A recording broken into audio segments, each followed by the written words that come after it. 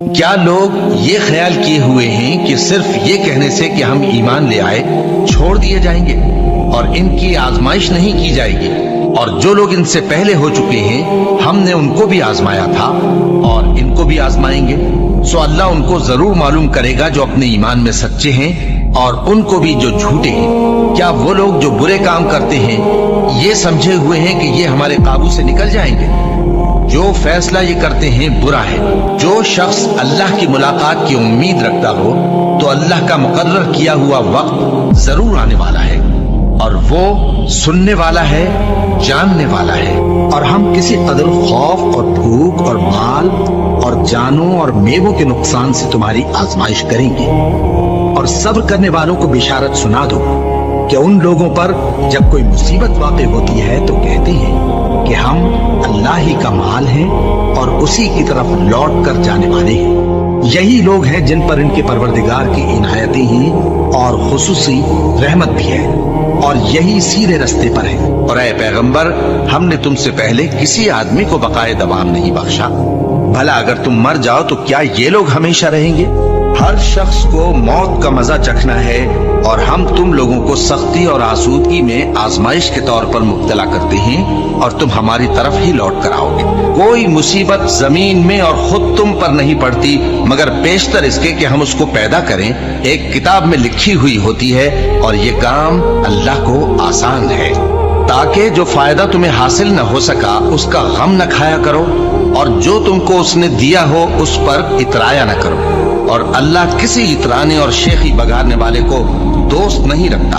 اور ہم نے تمہیں ایک دوسرے کے لیے آزمائش بنایا، کیا تم لوگ صبر کرو گے؟ اور تمہارا پروردگار تو دیکھنے والا ہے۔ اے اہل ایمان، تمہارے مال و جان میں تمہاری آزمائش ضرور کی جائے گی، اور تم اہل کتاب سے اور ان لوگوں سے جو مشرک ہیں بہت سی ایذا کی باتیں سنو گے۔ تو اگر صبر اور پرہیزگاری کرتے رہو گے تو یہ بڑی ہمت کے کام ہے۔ کیا یہ دیکھتے نہیں کہ یہ ہر سال 1 یا 2 بار بلا میں پھنسا دیے جاتے ہیں، پھر بھی توبہ نہیں کرتے اور نہ نصیحت حاصل کرتے ہیں؟ اور جو مصیبت تم پر واقع ہوتی ہے سو تمہارے اپنے کرتوتوں سے، اور وہ بہت سے گناہ تو معاف کر دیتا ہے۔ اور تم زمین میں اللہ کو عاجز نہیں کر سکتے، اور اللہ کے سوا نہ تمہارا کوئی دوست ہے اور نہ مددگار۔ کیا تم یہ خیال کرتے ہو کہ یوں ہی بہشت میں داخل ہو جاؤ گے، اور ابھی تم کو پہلے لوگوں کی سی مشکلیں تو پیش آئی ہی نہیں؟ ان کو بڑی بڑی سختیاں اور تکلیفیں پہنچیں، اور وہ صعوبتوں میں ہلا ہلا دیے گئے، یہاں تک کہ پیغمبر اور مومن لوگ جو ان کے ساتھ تھے سب پکار اٹھے کہ کب اللہ کی مدد آئے گی۔